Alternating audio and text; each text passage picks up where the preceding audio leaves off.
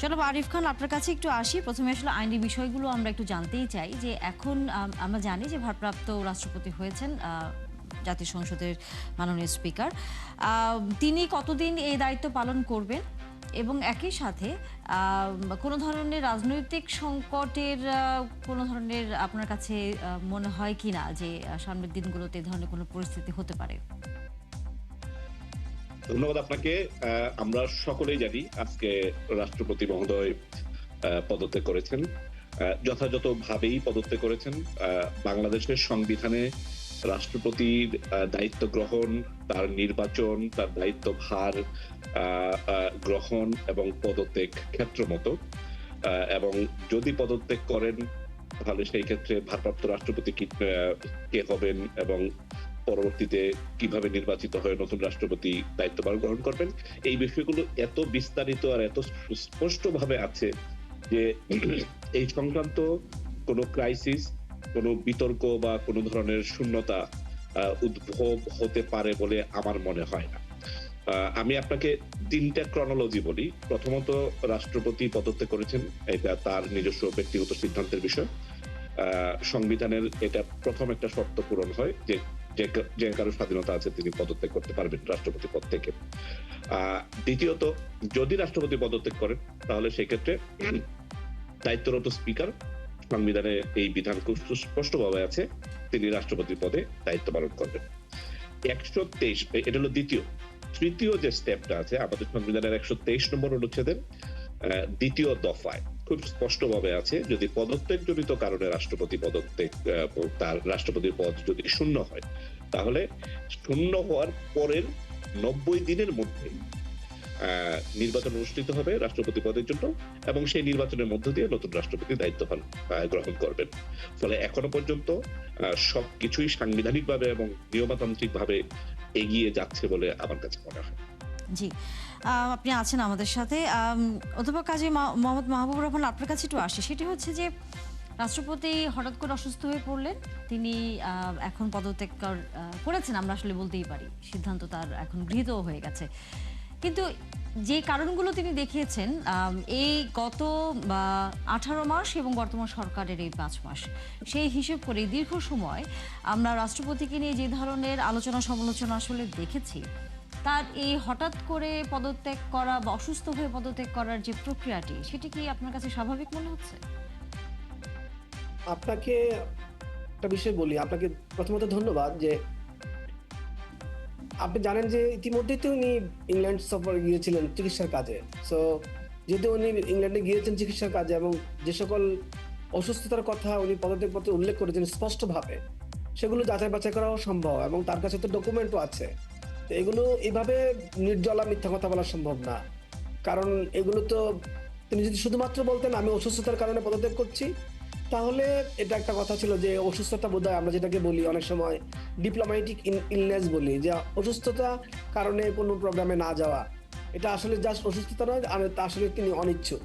আমার কাছে এখানে তিনি সুনির্দিষ্টভাবে তার যে অসুস্থতার কি কি কারণে তিনি অসুস্থ, অসুস্থতার রোগের বিষয়গুলো নামগুলোও বলেছেন উনি পদত্যাগপত্রে। সেখানে আমরা এটাতে ডাউট করতে পারি না, কিন্তু হয়তো এতদিন পর্যন্ত একরকম চলছিলেন চিকিৎসার কারণে, রাষ্ট্রপতি পদে থাকলে অনেক চিকিৎসা হয়, কিন্তু এখন হয়তো এটা আরো সিভিয়ার হয়েছে, এই জন্য তিনি অপারগ। আমার কাছে এটা অবিশ্বাস করতে খারাপ লাগছে না, আচ্ছা, বিশ্বাস করতে খারাপ লাগছে না। আচ্ছা, অবিশ্বাস আপনি করছেন না, আপনি বিশ্বাসই করছেন। হ্যাঁ।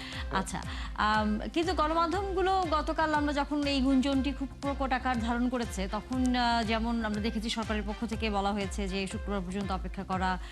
আবার স্পিকার তিনি নিজেই চিকিৎসার জন্য সিঙ্গাপুরে বাইরে ছিলেন, তাকেও দ্রুততার সাথে দেশে ফিরিয়ে নিয়ে আসার বিষয়টি আমরা দেখেছি।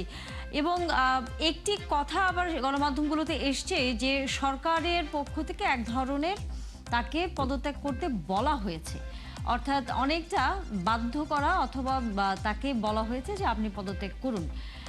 আপনার কাছে কি মনে হয় যে এতদিন তিনি যখন ছিলেন তখন তাকে নিয়ে যে ধরনের আলোচনা ছিল, অর্থাৎ যদি আমরা অন্তর্বর্তীকালীন সরকারের সময়টা দেখি, কারণ আপনি নিশ্চয়ই এর মধ্যে গণমাধ্যমগুলোতে দেখেছেন যে বিরোধী দল তারা হঠাৎ এখন এই বিষয়ে সরব হয়েছে, তারা তাকে গ্রেফতারের দাবি জানাচ্ছে। কিন্তু গেল 18 মাসে আমরা কিন্তু এরকম সরব অবস্থান দেখিনি বিরোধী দলে যে তাকে গ্রেফতার করতে হবে, তিনি যে ফ্যাসিস্ট সরকারের আমলের অংশ ছিলেন, অথচ তাদের কাছে কিন্তু অন্তর্বর্তী সরকার শপথ নিয়েছিল। এটা ঠিক আছে, আপনি তো জানেন যে সাংবিধানিক একটা ধারাবাহিকতা দরকার ছিল, এবং এই জন্য কিন্তু আমরা যখন দেখলাম যে 5 আগস্টকে কেন্দ্র করে একটা সরকারের সকল পর্যায়ের যারা দায়িত্বশীল তারা পালিয়ে গেলেন, সে অবস্থায় শুধুমাত্র রাষ্ট্রপতি ছাড়া তো আর কোনো ব্যবস্থা ছিল না, উনি রয়ে গিয়েছিলেন, উনি পালান নাই।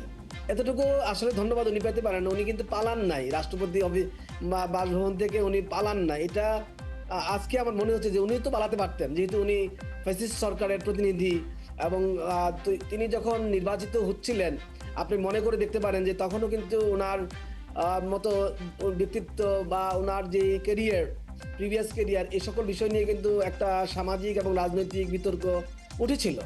সেই বিতর্কের প্রেক্ষিতে কিন্তু এই ধরনের একটা লোককে, আমি রাষ্ট্রপতি পদের কথা বলছি না, ব্যক্তি রাষ্ট্রপতি শাহাবুদ্দিন চুপ্পুর কথা বলছি, এই ধরনের একটা লোককে রাষ্ট্রপতি পদে বসানোর ক্ষেত্রে ওই সময় একটা বিতর্ক ছিল, এবং মানুষ কিন্তু সামাজিকভাবে এটা গ্রহণ করতে চাচ্ছিল না।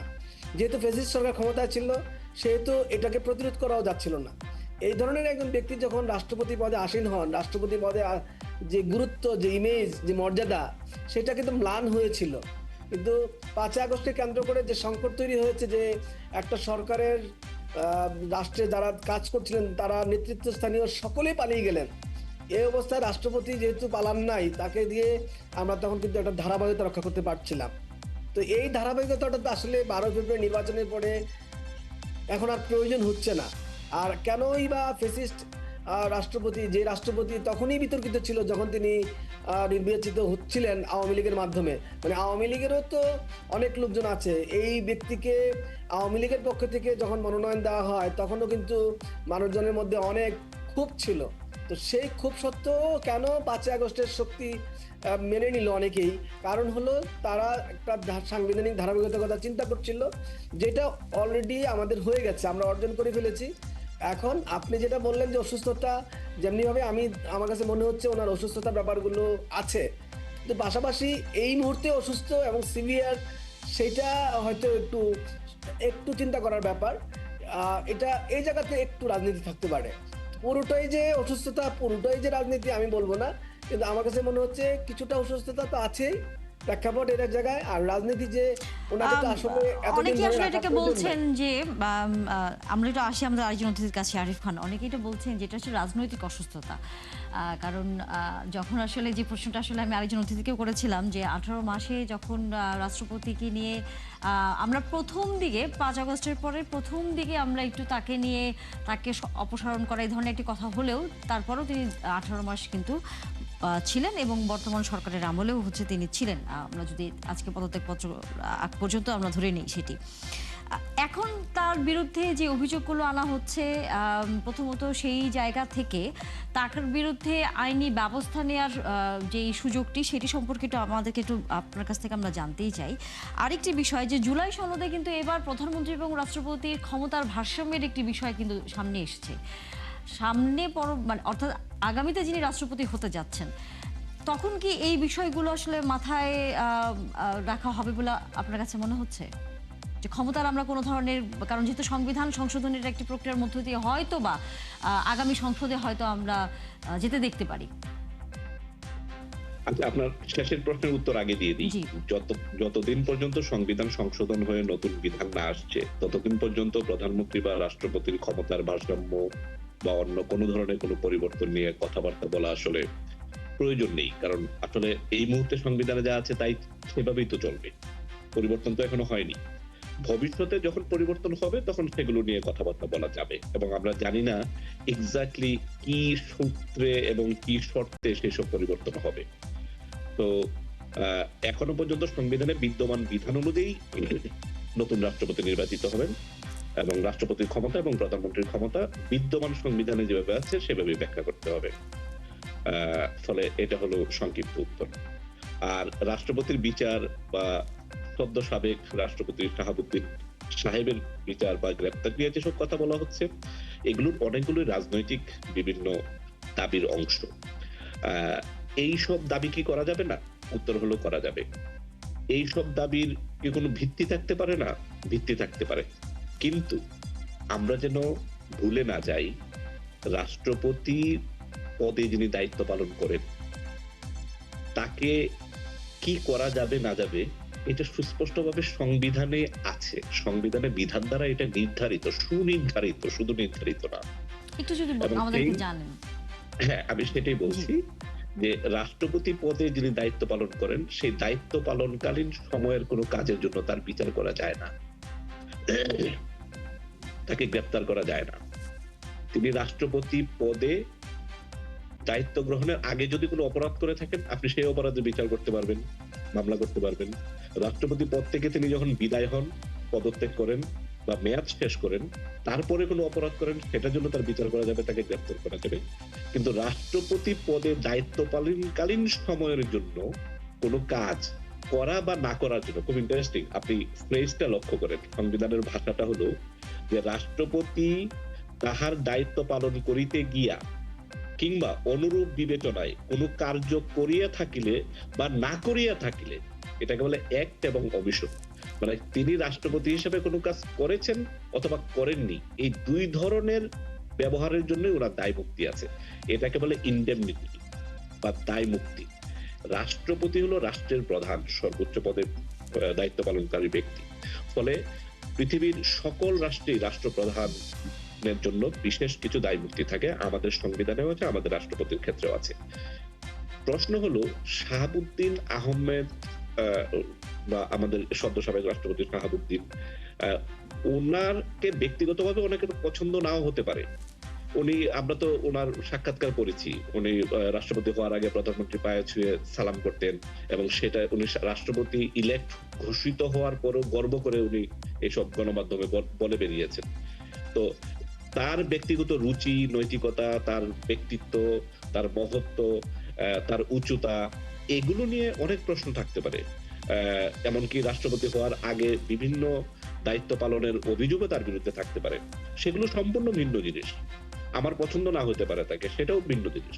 কিন্তু শুধু রাষ্ট্রপতি পদে দায়িত্ব পালন করেছেন এবং করতে গিয়ে তাকে বিভিন্ন কাজ করতে হয়েছে, সেই জন্য তার বিরুদ্ধে কোনো আইনগত কার্যধারা নেওয়া যায় না, এটা সংবিধানের নিষেধ আছে এবং সংবিধানের এই প্রোটেকশন। তার মানে হচ্ছে যে আমরা কি তাহলে যে অনেকটা এরকম ধরে নিব যে ফ্যাসিস্ট সরকারের আমলে তার যে সিদ্ধান্তগুলো নিয়েছিলেন সেগুলোর জন্য আসলে তার আর কখনো বিচার করা সম্ভব নয়?